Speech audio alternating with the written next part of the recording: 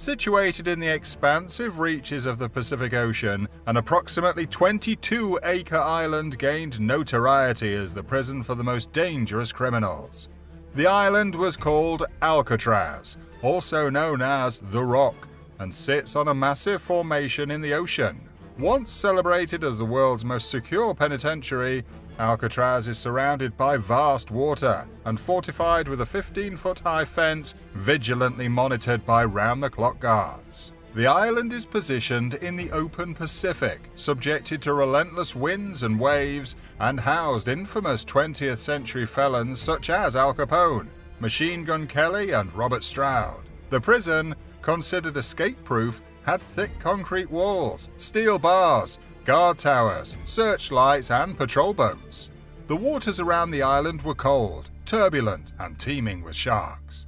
Established as a federal prison in 1934, Alcatraz embodied stringent security measures, seemingly making it impenetrable once an individual was incarcerated. Although there had been 12 prior escape attempts before 1962, they all ended in recapture, gunfire, or drowning in San Francisco Bay.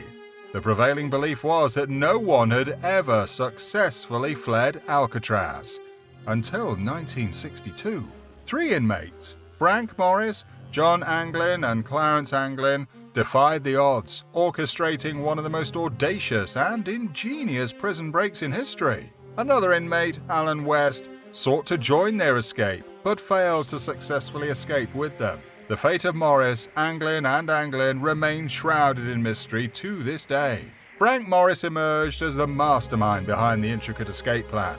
Positioned within the upper echelon of prison intellect, Morris boasted an impressive IQ of 133, placing him in the top 2% of the incarcerated population at the time. His journey through correctional facilities began at the tender age of 13, and he had a track record of successfully escaping from prison yards.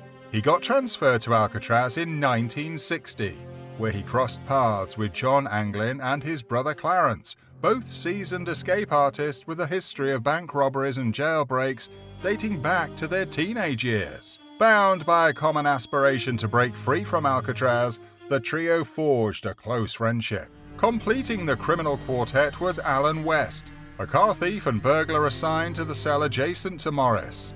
Despite previous attempts to escape from other prisons, West joined the plan after Morris persuaded him that success was within reach. He had become acquainted with the prison's layout due to his lengthy confinement. West unveiled an escape plan in 1960 focused on a loophole in Block B, a potential route to freedom. The challenge lay in getting all 4 individuals transferred to Block B. They easily overcame this hurdle when the jailer relocated the quartet to this specific block, uniting them. With their first objective achieved, the 4 prisoners discreetly continued their preparations within the confines of Block B, unveiling their activities in mystery for the next 2 years. On June 11, 1962, Frank Morris, John Anglin, Clarence Anglin, and Alan West executed one of the most daring and ingenious prison breaks in history. The plan they painstakingly crafted over 6 months included covertly digging vents in their cells, creating lifelike dummy heads to deceive guards, and constructing a 6 by 14-foot inflatable rubber raft and life vests from raincoats. They used stolen saw blades, spoons, and a makeshift drill crafted from a vacuum cleaner. They gradually widened the ventilation ducts in their cells, working diligently at night and masking the drilling noise with Morris's accordion playing. During the day, they concealed the openings with cardboard painted to match the walls of their cells, leaving no trace of their meticulous preparations. Expanding the grates granted the prisoners entry to an unguarded utility tunnel located behind their cells. They also examined the tides, currents, and weather patterns of the day, scouting potential landing spots for their audacious escape. They waited for the perfect night when the wind and the waves were favorable and made their move. They exited their cells and filed into the tunnel, all except West, who was unable to remove the grill covering the ventilation shaft when it became stuck, and he was left behind. The remaining 3 men ascended through a ventilation shaft linked to the utility corridor, reaching the prison roof with their inflatable raft in tow. After descending a pipe, They hopped on two 12-foot-tall barbed wire-laden fences, eluding guards and finding a blind spot to inflate their raft. Setting sail on their improvised vessel after 10 p.m., they embarked on a journey that remains a mystery to this day. On June 12, 1962, during the routine morning count, the jail staff went to wake all prisoners at 7 in the morning. The staff double-checked all cells in Block B and found the Anglin brothers and Frank Morris sleeping in their beds. This raised suspicion, and the staff tried to wake them up. This was when they realized that the heads on the beds were dummy heads made of soap, plaster, and concrete. One of the dummy heads had fallen and broken. They discovered the absence of 3 prisoners. The following morning, the alarm sounded as guards realized the extent of the escape. The revelation left the entire jail staff astonished and concerned about how 3 prisoners managed to flee an island deemed escape-proof. Despite an exhaustive search, they found no evidence on the island. Alan West, who supposedly knew the layout of the prison, was left behind. The prison quickly enforced a lockdown, leading to an extensive search. They quickly assembled an investigation team and notified the FBI. During West's interrogation, the police extracted crucial information.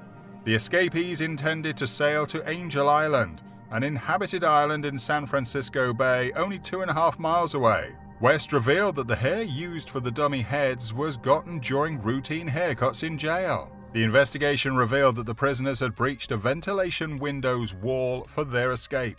All 4 ventilation windows on the other side of the wall were damaged, with the 4th belonging to Alan West. Unable to escape for an undisclosed reason, West, drawing on his experience in jail maintenance, was aware of these structural vulnerabilities in the cells. By opening the vent in a low-security corridor, the prisoners gained entry to a drain pipe leading to the top of the block's roof.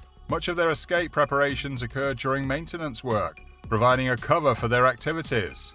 On the roof, they meticulously observed and noted every detail of their escape plan. For the FBI, the primary question revolved around the whereabouts of the escaped prisoners. Alan West disclosed that, as per the plan, they were to navigate north of Alcatraz, reaching the mainland via Angel Island, where security was minimal. Once on the mainland, their strategy involved stealing a car and acquiring new clothes as part of their escape plan. Despite exhaustive scans and searches of Alcatraz's vicinity, there were no reports of thefts or robberies. The escapees adeptly outsmarted the seemingly impenetrable security, leaving no discernible clues. Nonetheless, on the roof of Block B, investigators unearthed footprints, a telltale sign of a covert workshop where they meticulously crafted their escape tools. Near the descent pipe, confirming the credibility of Alan West's account, these footprints added another layer to the mystery. While the FBI discovered evidence abandoned by the escapees, including the raft, life vests, and personal items, there was no trace of the prisoners themselves.